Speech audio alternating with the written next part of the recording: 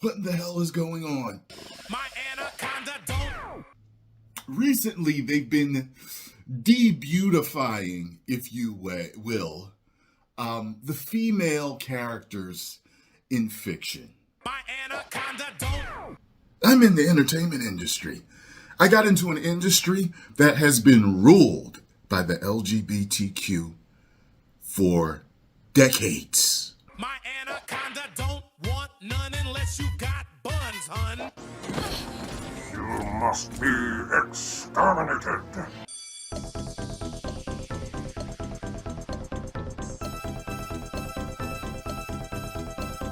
Oh my gosh, look at her butt. Oh my gosh, look at her butt. Oh my gosh, look at her butt. Look at. Come on, pretty boy. Make a girl feel welcome. Please welcome the 43rd President of the United States of America, George W. Bush.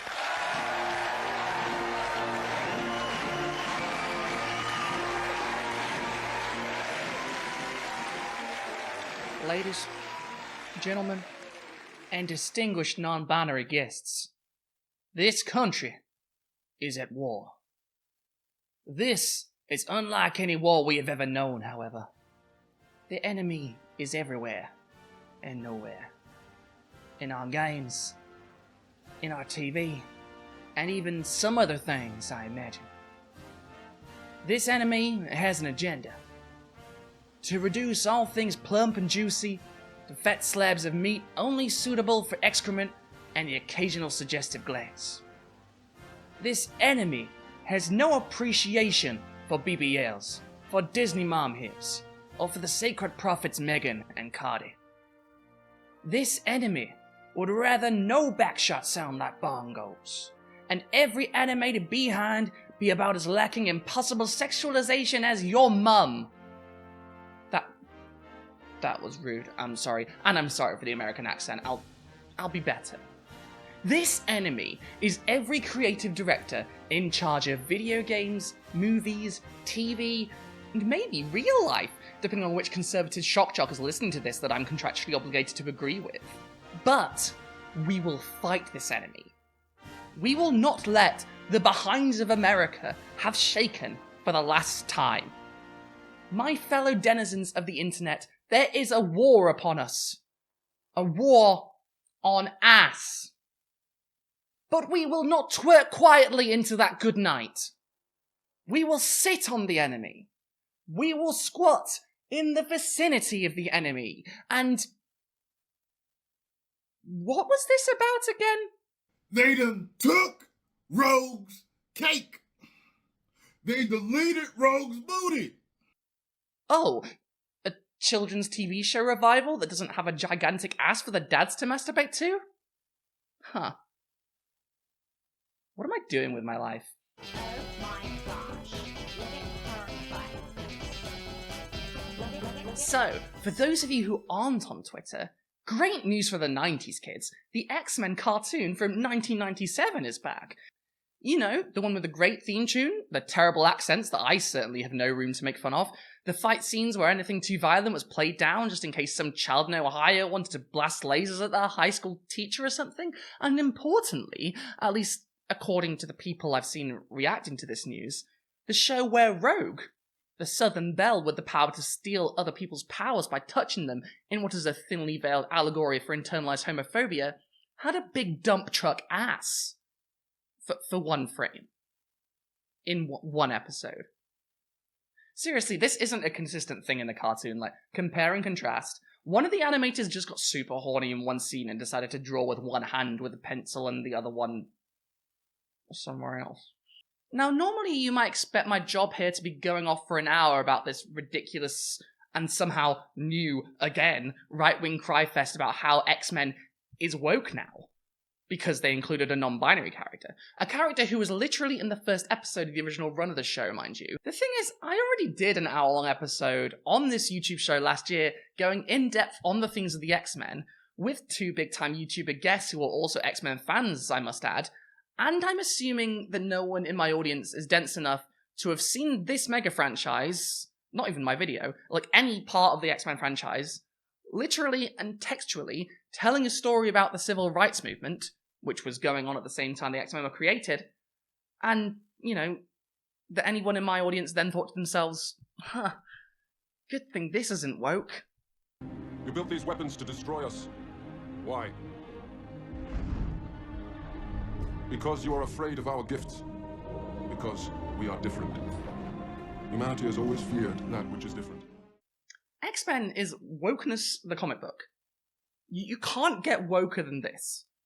It's literally about civil rights struggles and fighting against bigotry as minorities. That's not even subtext, it's text. It's in the literal text. Like the text, not even text like metaphorically. Like on the screen, go read one of the X-Men books, it's in the text.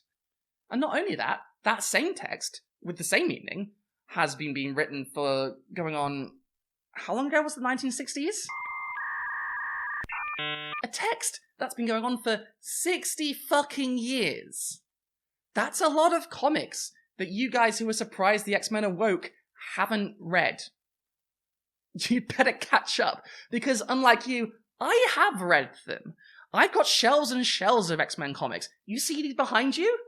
These aren't just for show. Half of these are X-Men comics. I grew up reading this stuff, and kept reading them until literally this very day. And I'm a transgender lesbian leftist in my 30s, so clearly they must have had an effect on me. People should stop asking when X-Men got woke, and start asking, when did X-Men get you woke? Because if you manage to get through all of those stories without understanding even a little bit about minority struggles, or even coming out as something yourself, no you didn't. Come on.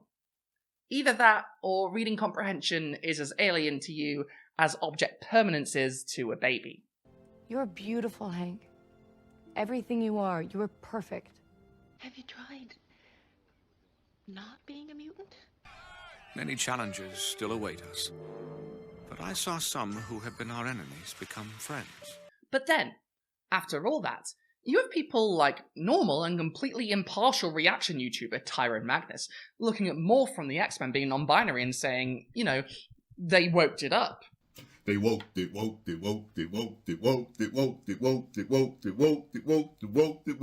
up.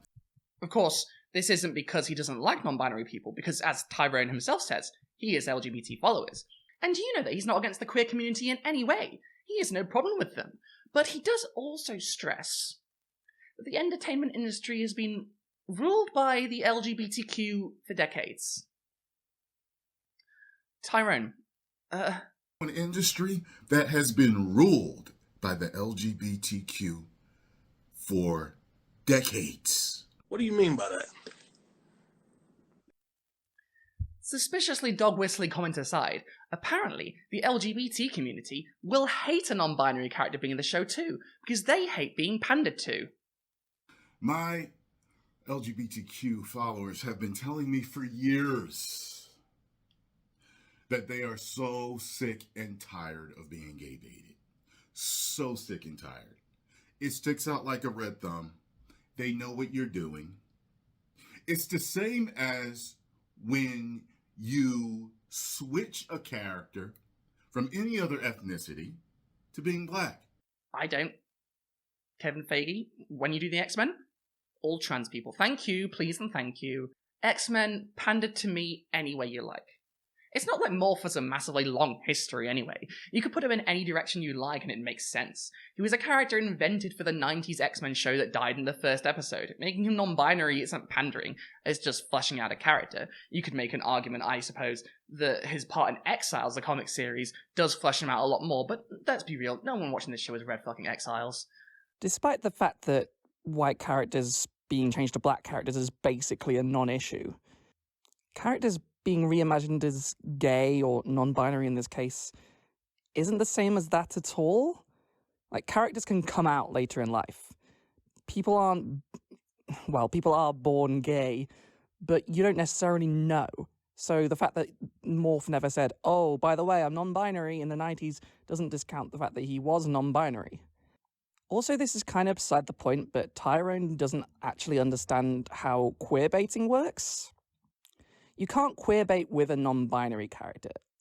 Queerbaiting is when you tease possible gay stuff on screen and then it never happens. He'll be non-binary, period. What do you want him to do?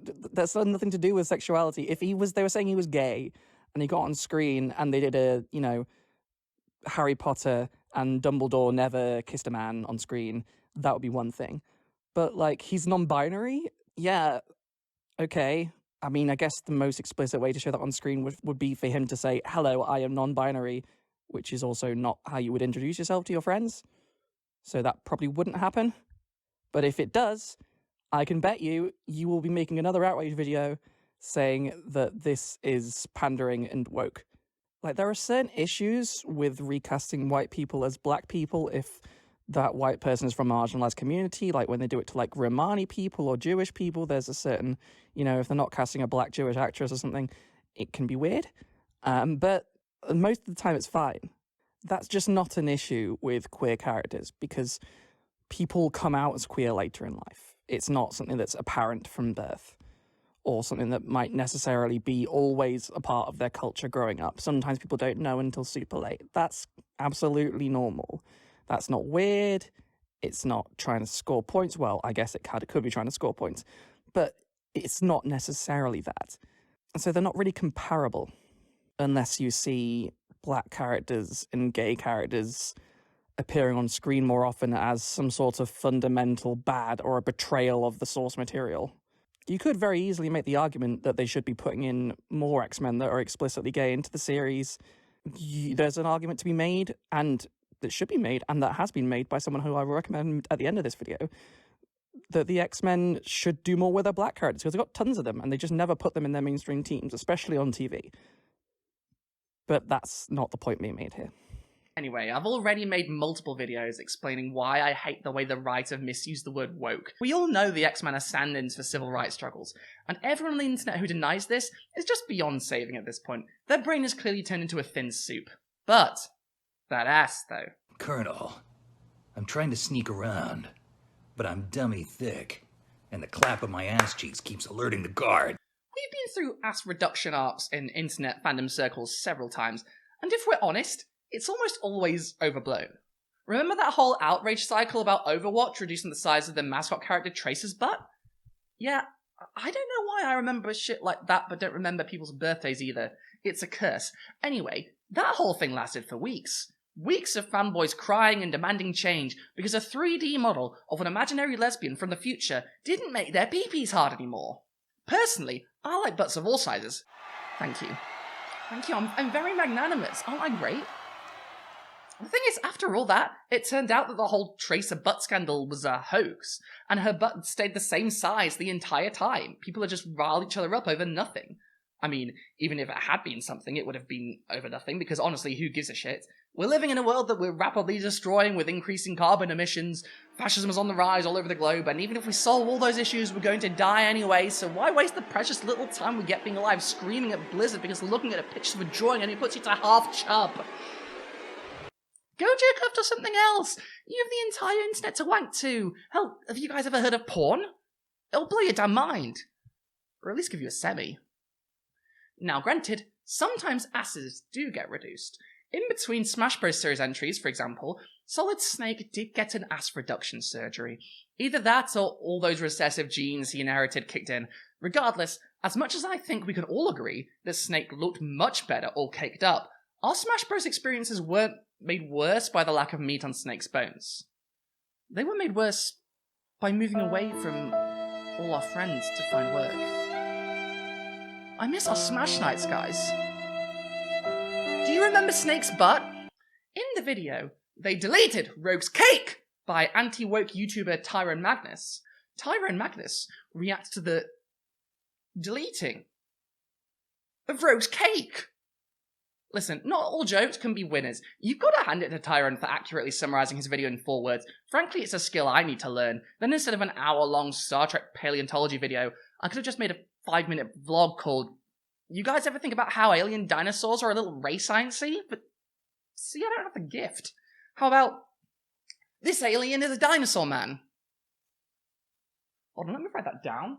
In They Deleted Rogue's Cake, Tyrone Magnus compares the reduction of rogues behind from one still to another to Aloy from the Horizon series, who looks exactly the same in her second game as she does in the first game, despite what deceptive screenshots would have you believe, i.e. like a woman with some light makeup on and not like a Kardashian.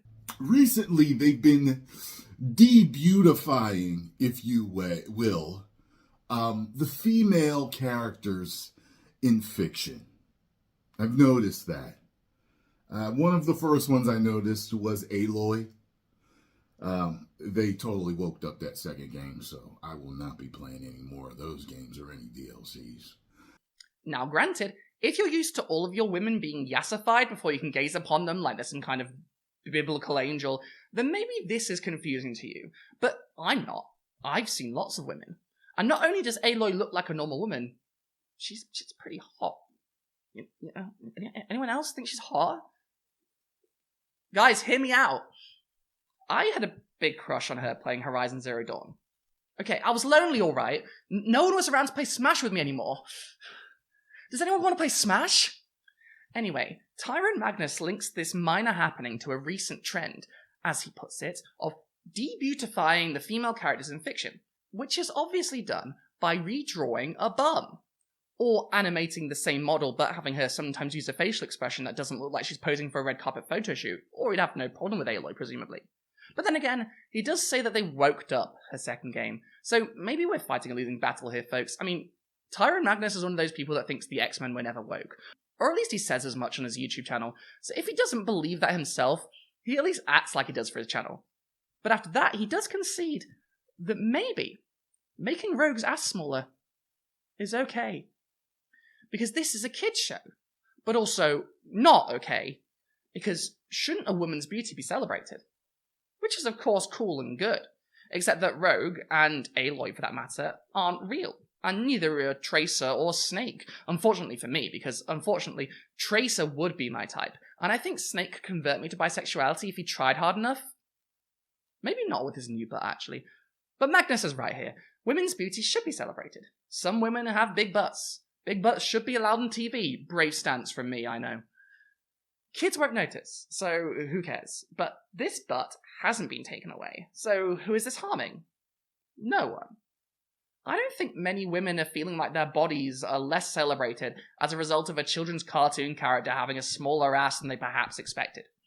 He also tries to make a point about hypocrisy here, that men are objectified and that scene is okay, when, where?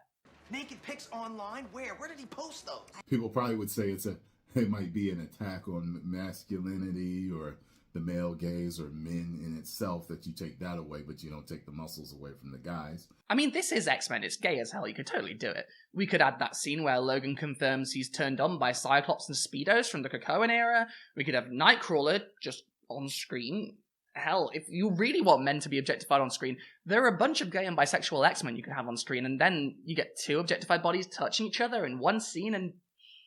where was I? Ah yes, the thing is, even videos like this, which rely on the controversy around butt reductions for cartoon characters to drive traffic, Tyrone Magnus obviously isn't actually outraged by this. He doesn't care, and yeah, me too, bud. Who cares? So, if even the outrage bait guys aren't that bothered about it, why are we talking about this like it's the next big controversy? To keep the fires of the anti-woke culture war going? To complain that cartoons ain't what they used to be? Or just because the attention economy is also an economy, and people have to pretend they care about asses getting reduced when what they clearly really want to talk about is... well, I don't know, Tyrone, what do you want? He shows a bunch of Tekken clips in one of his videos. Why not talk about Tekken? I fucking love Tekken. Tyrone, you want to play Tekken with me? Tyrone, I'm so lonely. No one will play Smash with me anymore. Do you play Smash? I'll take down this video if you play Smash with me. Myself, I just think it's funny that the right is always trying to make me care about the ass size of fictional characters. My dudes, if I was worried about ass sizes, I'd be doing more squats. I might have the breasts of a goddess, but I have the ass of a mortal. And that's just the cross I have to bear. Even the things Tyrone Magnus does seem to get at least arguably annoyed by are similar levels of nothing. Another thing people were telling me about was Storm's haircut. Now, the whole thing is, people always say, oh, it was in the comics. Just because something was in the comics doesn't make it a good idea, okay? Now, she had that short haircut, she had the mohawk and everything.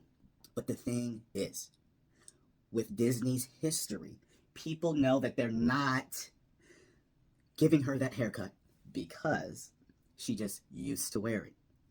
Everyone knows why. Checkbox. Now everyone has been writing in the comments, they bet you Cyclops does not last long as their leader. They bet you that he dies or steps down and then Storm leads. Now, Storm did lead before. The problem is people know why you're doing it. They know why. They know why. You are set up to lose millions again. Billions again. He sees Storm wearing a mohawk like she did in the comics and calls it ticking a box. What box? A box of punks? Is he implying that they're making her a lesbian because she has short hair? I mean, you could make a comment that that's, you know, you should give her black hair rather than keep giving her straight hair, but that's not the comment he's making, apparently. I mean, in the comics, when she is in her mohawk era, she basically does enter a relationship with a woman that every writer since Chris Claremont has conveniently forgotten about, but I don't think you can get that just from Storm having a haircut. In fact, the thing he gets most annoyed about, based on that Storm look, is something he's entirely made up in his head. And also, something that literally happened in the comics back in the 1980s, in the golden age of X-Men. Namely, he speculates that Cyclops will be written out early, and that Storm will lead the X-Men. My friend, how are you pretending to be angry at a story that was written literally 40 years ago, as if this is some kind of new and dangerous trend? If that were true, then wokeness would have won before even the Berlin Wall fell, and we'd all be living in fully automated luxury gay space communism, and then you'd really have something to complain about. Presumably. Actually, we'd be living in a post-scarcity world, so you'd probably want for nothing, so if you're still complaining about this stuff, then I have to just assume that the problem lies within. Now, I deeply do care about this issue, because I think that storyline is badass, and it should happen. And I'd like it put on the record that if they do the Storm leadership and bisexuality storyline, I would be pleasantly surprised. But even if none of that comes to pass, and this show ends up being everything that people like Tyrone Magnus love about TV, I still won't care that Rogue's ass isn't fat. Thanks for watching, I guess. Bottoms up. I certainly hope so. So, as I'm sure all of you know, I'm unfortunately British. So as far as I'm concerned, Black History Month is in October, but I know a bunch of you are American, and I understand that it's Black History Month in the USA right now. With that in mind, I don't feel right ragging on like a black nerd YouTuber in this, even though they were the face of the online outrage bait stuff I was seeing all over Twitter. Honestly, Tyrone Magnus isn't even that bad as these people go. He's much better than people like The Quartering or Geeks and Gamers. And honestly, if you have to watch an anti-woke YouTuber, I'd rather you watch Tyrone Magnus, because he's better than them, to be honest. But you would be better off watching black nerd YouTubers that aren't anti-woke. You know, why would you want to watch outrage bait shit? There's loads of great channels out there that are massively unsubscribed, get nowhere near as many views as they deserve, and frankly, you know, Tyrone Magnus has enough subscribers, so even if you are one of those weird anti-woke people, give these guys a chance. So, for your consideration. However, it just reaffirmed to me that Marvel has so many black mutants in the X-Men's corner of the Marvel Comics universe that just makes me angry that they don't do anything with a lot of them. There's a reason why most people only think that there are 2 black X-Men, and a lot of times there's people who think there's only 1. Goku has a strong sense of justice. He knows what he believes is wrong and what is right. And throughout the series, as he fights against injustice and evil, always standing up for what is right, that strong sense of justice shows kids the importance of always doing what you feel is right. Because before this, right, I can only think of one standout episode about Carl, and it was literally 10 years ago. What do we actually know about Carl, like really? And what does this new episode tell us about the past and future of his character? Fullmetal Alchemist anticipates the Iraq War with the Ishbalan conflict. I'm sure there are many other animes with anti-war themes as the sentiment lingers within the Japanese people, but these are the ones that stuck out to me. It's obvious that Japan's decisions and associations during World War II remain in the psyche of the public. I would even say more than in American media. We get the occasional movie exploring that era with films like Oppenheimer, but there are so many references to specifically World War II. I took one look at the trailer and said, nope. I've never seen something more desperate to appeal to gamers and boomers like Ready Player One. I told this dickhead, sprinkle some member berries in his script, not make a goddamn smoothie. Because I'm a man who's busy and has better things to do with his time and money. I never watched it. But I did watch reviews to try and change my mind when I was on the fence. And they all said the same thing. It's a movie that tries way too hard to nostalgia bait you. Similar to the IG model that slides your DMs with an offer that's way too good to be true. She's clearly a bot, bro. Martha is notable for being the first Black female companion and the first Black full-time companion. I will explain why I make that qualifier later. But because Martha was going to be a first Black anything, it meant that her arrival was always going to be very heavily discussed by fans. There's tons other ones as well, obviously, and I would like to shout out here, she's not a Black nerd YouTuber, but she did ask for a shout out this month. Go pay attention to Soulbunni. She's a Black trans YouTuber, and she makes a load of really important content. Like this recent video she put out on black hair and people touching it, which is really important stuff that, you should learn about. So go check them out. Subscribe to them all. Give more Black people your money. And sorry, Tyrone, but Jesus fucking Christ. No one cares about the ass, man. And I know you don't. So why did you make this video?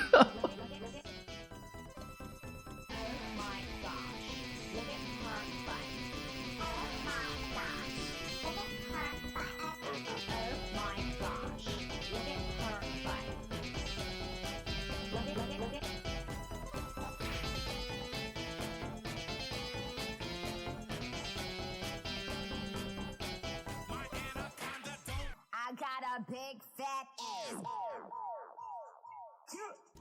Come on, pretty boy. Make a girl feel welcome. Hey everyone, thank you for watching this video all the way to the end. If you like this video, why not like it, leave a comment, subscribe, and tell your friends about it. I am, unfortunately, quite poor right now, so if you have a few coins burning a hole in your pocket and you hate to see a trend like me down on the luck, why not help me get out of my massive, horrifying overdraft and send me some money? You can give me one-time donations on Ko-fi or PayPal, links below, as always. Or better yet, sign up to my Patreon, where you get early videos, access to the members-only Discord, my Nintendo Switch friend code, and exclusive content, such as long-form interviews with Princess Weeks, Rosencreutz, and Jessie Gender. In addition to all of that good stuff, you'll also, if you sign up, get your name read out at the end of each video, just like these lovely people.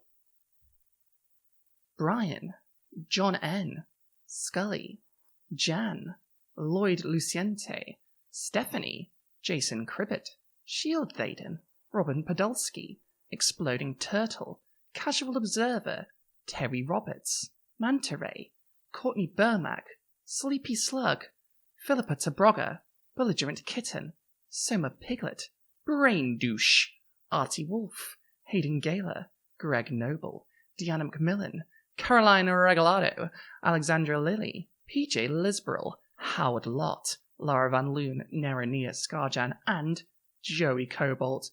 You guys have helped me so much recently. I talk about being poor on here a lot because I am. I couldn't do any of this without my patrons, so thank you so much for all of you. And anyone who wants to join them, I will owe you the entire world. Oh, also, while you're here, my brother is releasing new music. He's genuinely incredible. Like, he's got a great voice, great talent as a songwriter. You'd like him, like you personally. I know it. If I've met you, yes. If not, also yes. Just look him up. He's Sundile, that's Sundile, wherever music is streamed. And if you go and enjoy what you hear, leave a comment and tell them I sent you. I'll leave a little taster right here so you can. In addition, this episode and all of my episodes are brought to you by Paleo Iris and specifically Volgano's recent project. I'm going to read some ad copy now from my partner who does this. So, Volgano's is a collaboration between Paleo Iris and artist and volcanologist Alias in Ink that celebrates LGBTQ+ scientists and volcanoes from around the world in a range of bright designs. Volgano's was live on Kickstarter for a campaign in February to March 2023. After successfully funding all the planned designs, all creations from this collection are now available for one more last time. during the leftover sale, which runs until February 29th. If you're a fan of volcanoes and volcanology motifs, and love queer pride, why not check this collection out before it's gone forever? I can vouch for the quality of the stuff, it's pretty fucking good, and also I just like rainbows on things, and what's better than a bit of a volcano, like something exploding? Everyone loves explosions. You know, if you think you'd like them, or maybe they make a cool gift for a friend, why not give them a try? Alright, see you next time.